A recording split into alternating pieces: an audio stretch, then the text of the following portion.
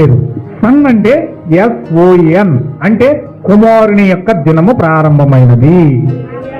హల్లెలూయా. ఏంటండి అది? రోజులు కాదు, ఇప్పుడు ఆదివారం కాదు, శనివారం కాదు.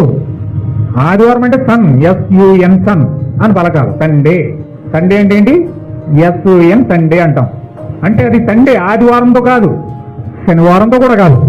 అది ఆదివారానికి ముగింపు పలికాడు, శనివారానికి ముగింపు పలికాడు. ఆయన ఎవరికి ప్రారంభం పలికాడంటే SON అంటే కుమారుని యొక్క దినము ప్రారంభమైనది, యుగ పురుషుడి యొక్క శకము ప్రారంభమైనది.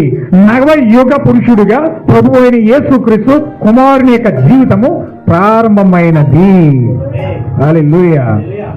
మీరు చాలా మంది అడిగారు అనుకోండి, మీరు ఏ దినానికి ఆదివారం వల్ల శనివారం వల్ల అడిగారు అనుకో, మేము ఆదివారం మూలం కాదు, మేము శనివారం మూలమే కాదు, కుమారుని యొక్క దినములోనూ సంబంధించిన వాళ్ళు.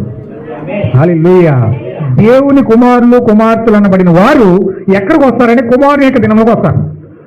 మిగతా వాళ్ళు ఆదివారం శనివారం కొట్టుకుంటూ ఉంటారు, ఆదివారంతోనే శనివారంతో కొట్టుకుంటూ ఉంటారు. కానీ మత శాఖకు సంబంధించిన వ్యక్తులేమో ఆదివారంతో కొట్టుకుంటారు, శనివారంతో కొట్టుకుంటారు. కానీ ఆదివారంతోనే సంబంధం లేకుండా, ఆ యొక్క శనివారంతోనే సంబంధం లేకుండా కుమారుని యొక్క దినముల్లోనికి ప్రవేశించింది ఎవరంటే నిజమైన తిరిగి జన్మించిన క్రైస్తవులై ఉన్నారు.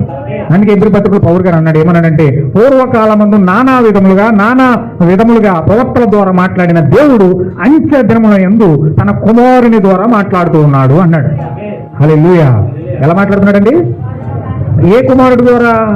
ప్రభు అయిన యేసు క్రీస్తు అనే కుమారుని యొక్క శకము ప్రారంభమైంది కాబట్టి, క్రీస్తు యొక్క శకము ప్రారంభమైంది కాబట్టి, ఆ శకముతోనే దేవుని కుమారులు భూమి మీద అడుగు పెట్టడం ప్రారంభించారు. కాబట్టి ఇప్పుడు ఆ యొక్క యుగ సంబంధమైన యుగము ద్వారా దేవుని కుమారులు కుమార్తెలు భూమి పైన ప్రత్యక్షమవుతా ఉన్నారు. హల్లెలూయా. ఎంతమందికి అర్థమైందన్నమాట? నేను స్లోగా చిన్న సబ్జెక్టు చెప్పేద్దాం అనుకున్నాను, కానీ దేవుడు చాలా పెద్ద సబ్జెక్టు తీసుకెళ్ళిపోతున్నాడు. మీరు కొంచెం జాగ్రత్తగా మీరు పట్టుకోండి. హల్లెలూయా. కొంచెం చూడండి, ఇక్కడ దేవుడు పాత నిబంధన అంతా కూడా యేసుక్రీస్తు ద్వారా ముగించాడు. ఇప్పుడు అది ఆ విశ్రాంతి దినం మనకి ఏది? ఇప్పుడు విశ్రాంతి దినం ఏది? ఇప్పుడు ఏమండి? అంతే ఖచ్చితంగా ఆదివారము కాదు, శనివారము కాదు. ఇప్పుడు విశ్రాంతి దినం ఏంటి? విశ్రాంతి దినం ఏంటి? కొంచెం జాగ్రత్త మీరు పట్టుకోవాలి.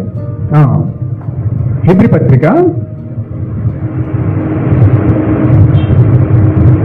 4వ అధ్యాయం మొదటి నుంచి చదవండి.